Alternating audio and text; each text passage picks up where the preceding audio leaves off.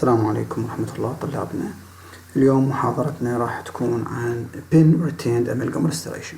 شنو معناها طلاب؟ لما يكون التوث structure is badly broken، يعني كمية التوث missing tooth structure كلش كبيرة، والremaining tooth structure شوفوا هنا مثلا هسه كل الميزل ديستال بليتال سيرفس كله رايح، باقي لنا بس البكال أو غيرها remaining tooth structure ما راح تقدر تصير تسوي لنا ريتينشن للفلنك للأمالجم، لذلك لازم نحتاج إلى اكسترا ريتينشن مين، يعني فد شيء إضافي حتى يحصل لنا الريتينشن. فلما يجي التوث ستراكشر لوس كلش هواي missing one cusp 2 cusp or more، راح نحتاج إلى special devices يسموها pin.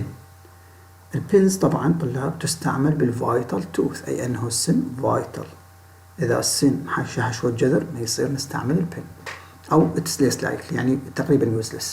فالبن retained amalgam restoration. شوفون هنا هواي، شوفوا هنا مثلا هسه هذا اللاترال مكسور بالكامل، شلون راح نحط له فلنج وتبقى بمكانها إذا ما أكو فد شيء ريتينتيف إلها، ماكو وولز حتى يصير بها ريتينشن، واضح؟ فلذلك أكو فد شيء اسمه pin retained restoration.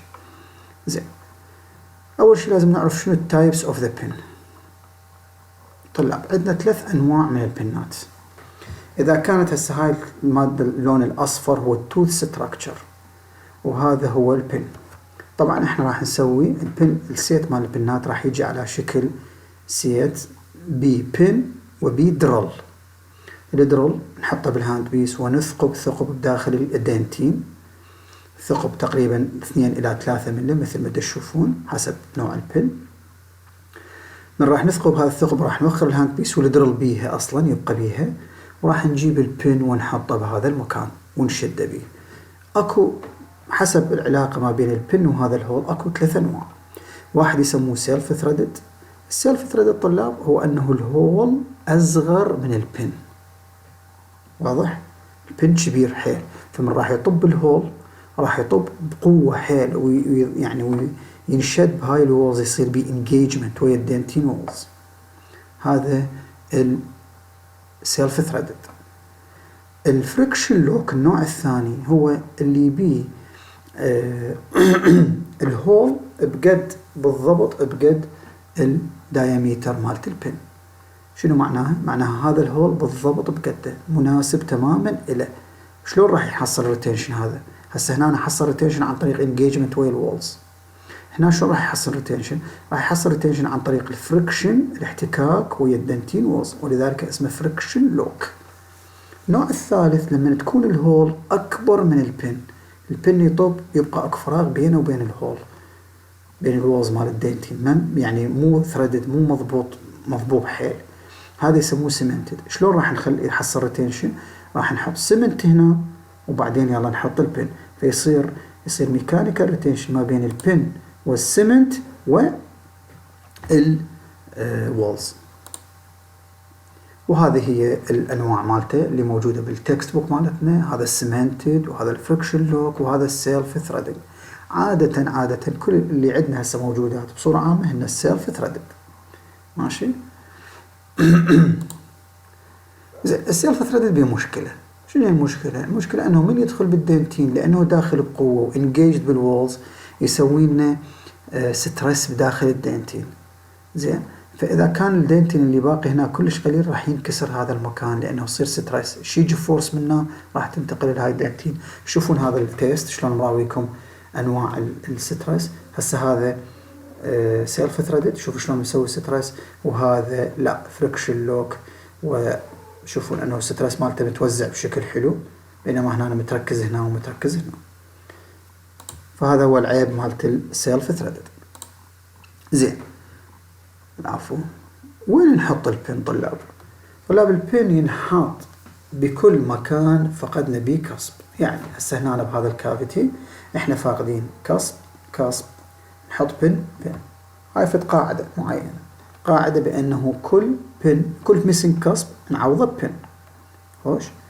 زين، البعد مالته عن الاكسترنال تو ستراكشر شلون شقد نخليه؟ يكون من 1 إلى 1.5 ملم، ما يصير أقرب من 1 إلى الحافة. يعني ما يصير المسافة بين البن هول والحافة الاكسترنال تو ستراكشر أقل من 1 ملم، وإلا راح ينكسر هذا الجزء حتى لو بالمستقبل. زين، الأورينتيشن مالته شلون؟ الأورينتيشن يكون هو بارلل لللونج اكسس اوف ذا توث.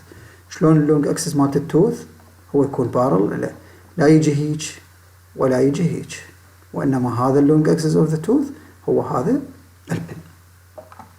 زين، ولازم يكون العلو مالته مناسب بحيث ما راح يكون اوفر. شوفوا هنا هاي كومن ميستيك لما نجي نحفر بن هول. هذا الدرل، شوفوا طلاب، لما نجي نحفر بن هول لازم يفضل لازم انه نحفره بمكان فلات.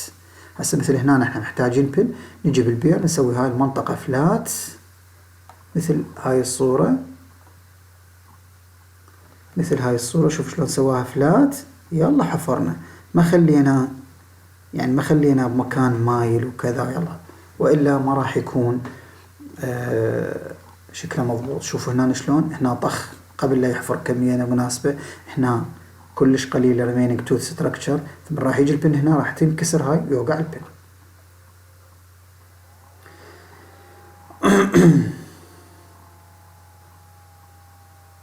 يجي هاي متهمكم، هذا الدرول.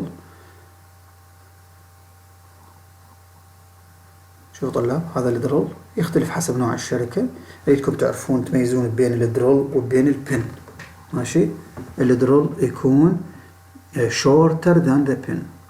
شوفوا هنا هذا شورت، وهنا لأنه هذا البن راح يجي صحيح بهاندل، بس نشده بالتوث ستراكشر راح تطق هاي الهاندل من النيك مالته، وتروح هاي نذبها، هاي الجهة كلها نذبها، تبقى بس هاي بيها 2 إلى 3 ملم inside the tooth و 2 إلى 3 ملم outside the tooth، طالعة برا مثل ما أقدر أوريكم بهاي الصورة.